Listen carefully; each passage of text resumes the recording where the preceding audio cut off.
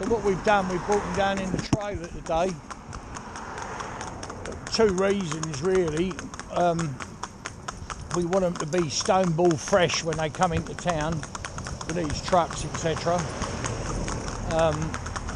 First reason. The second reason is it's raining. So, you know, when they got woolly coats like this, they're going to get soaked. Then it's cold, so how do you get them dry? I mean, although this is the morning first, well, not first thing, it's about 9:30 now. And it'll take them a long time to dry, you know, it could be all day drying. And then if you get a bit of wind as well, even in the stable, you get drafts up their belly, they could end up, so they're still, you know, bitless and bridle, well, no bridles on, yeah, bitless and bridleless or bitless and blinkerless, they're not on there, but they don't care, they're lovely. Nice pair of ponies. And for their age as well, they're no age yet, you know, they're very, very good. And they'll deal with all this heavy traffic up here. I like this town a lot. We can go to Andover or we can go here, but this town is better for traffic in a lot of ways, because you see how all the motor cars sort of park in towards the curb, well, they back out all the time, and obviously pull in, so they're constantly coming across you, which is good. And then you get all the lorries that use this road because they use it for a shortcut, and you get a lot of farm traffic. So you've got farmers that own land either end of the town, so their tractors are coming up and down all the time. You've got the lorries supplying the town, and you've got those passing through it. So, you know, but they're as good as gold, they don't worry about that traffic at all. We're going to go up and down here a bit, and then we're going to stop and have a cup of coffee. So I can bring them over. The road's wide enough to accommodate people coming past, like now, for instance, this van's coming. But they look at it, not at all. And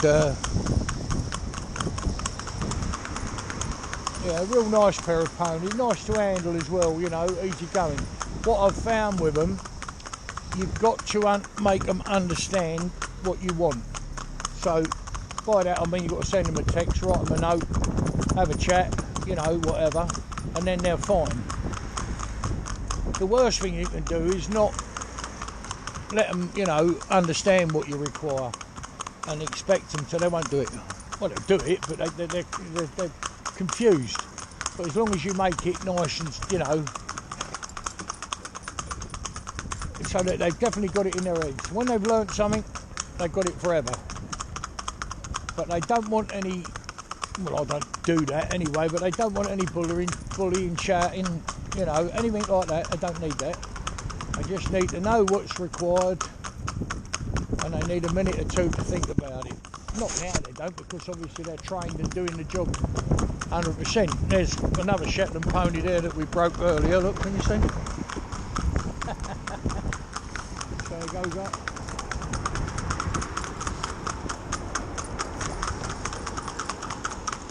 That's it. Like this, for instance, got someone in a van here, Ivy's.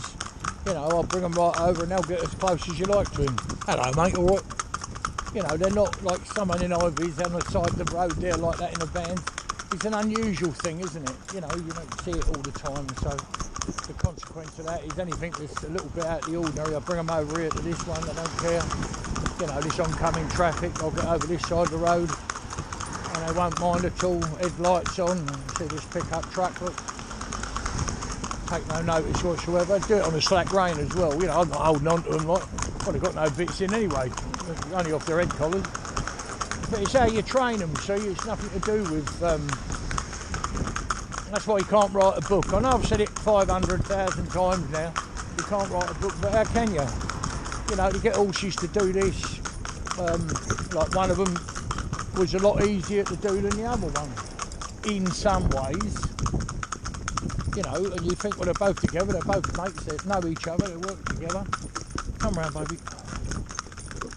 And they come right round the road like that, and up, back up the road again.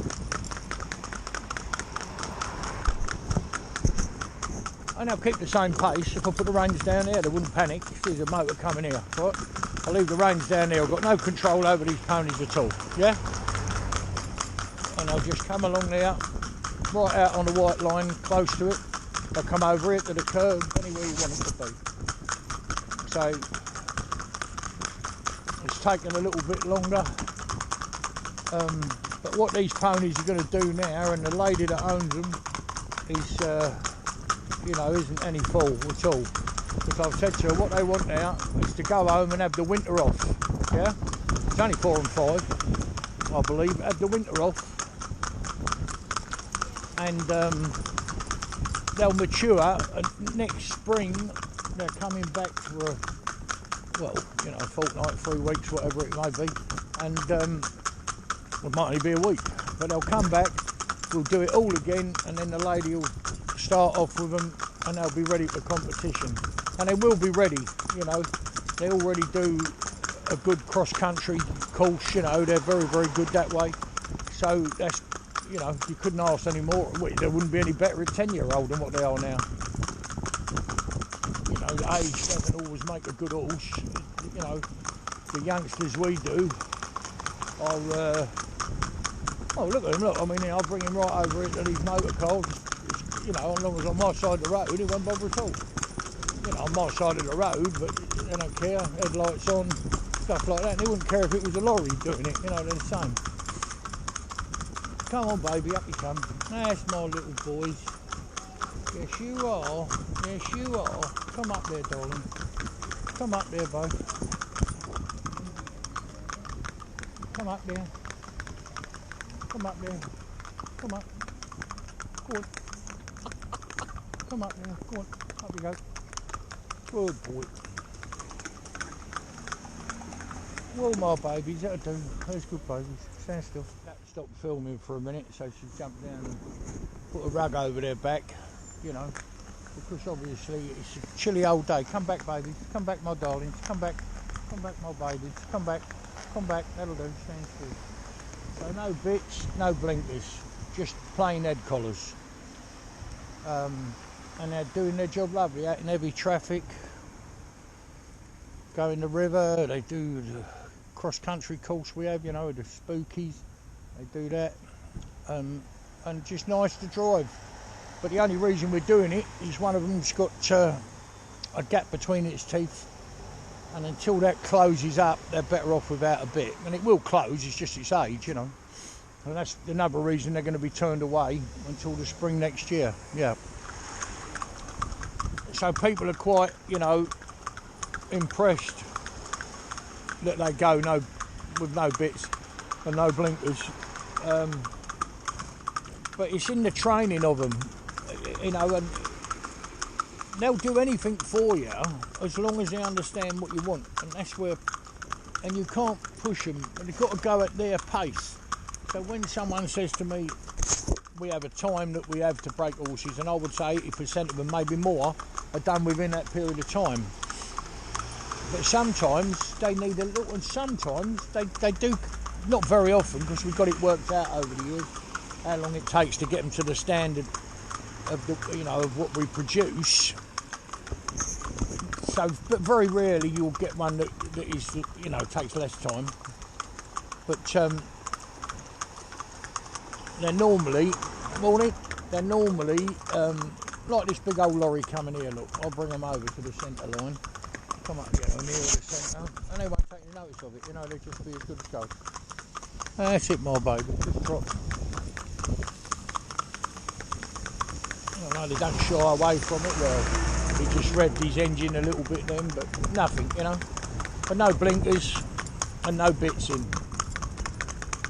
And people say, are they safe? Well, you tell me, are they? Perfectly safe on a public highway. But it's how you train them, it's in the training. And there's nothing nicer than doing your own pony yourself. Couldn't agree more, 1,000,000%. It's lovely. You know, breaking your own, training your own one. But you hear of the success stories, you don't hear of the bloody disasters, do you know what I mean? I mean, we do, obviously, because we have them horses come in. But they're just lovely little pair of ponies. They're chilled out now, and they handle everything that you want them to do. A lot of people have asked me, you know, like, why don't you do them all like that? Well, it wouldn't bother me to break all horses like that at all. Not in any way. This proves it. And someone else said to me, yeah, but you wouldn't do big horses, would you? Well, of course I would, yeah. Why wouldn't I? It don't make any difference how big the horse is. It's how you treat them, how you get them, cajole them into doing what you want them to do. And that is really basically it, how you cajole them into doing what you want, you know, how you want to do it, and like that, you know. And we should be able to do that, you know, we're the ones with all the brain. That's my babies, you're good babies, on you go.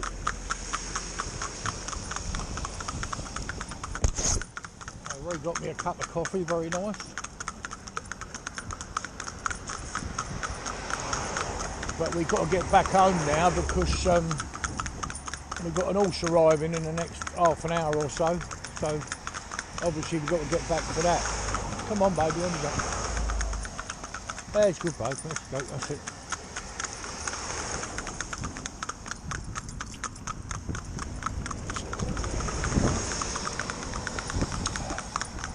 That's it. I'm just going to go up here and turn around this roundabout and come back to the trailer there, parked up. And they're lovely little baby girls, these are. Lovely little babies. Well, all horses are really. They only end up, you know, kicking and biting and misbehaving because what people done to them. They're not born that way, you know. They're all different temperaments, yeah, sure they are.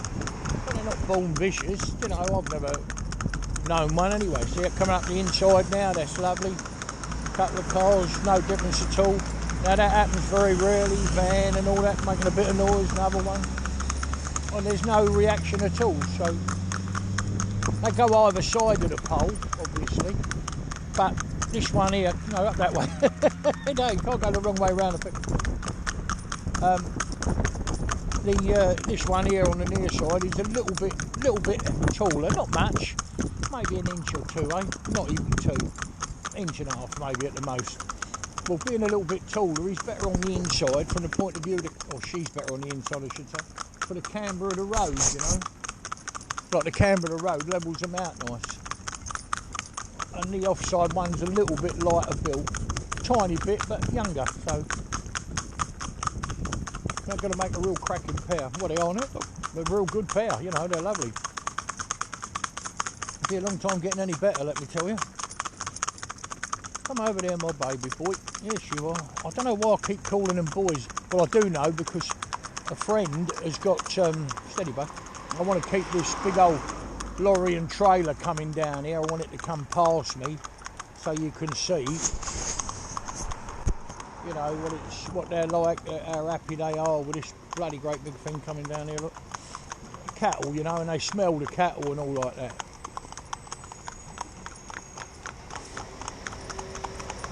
Big old trailers coming in. Come over, bud.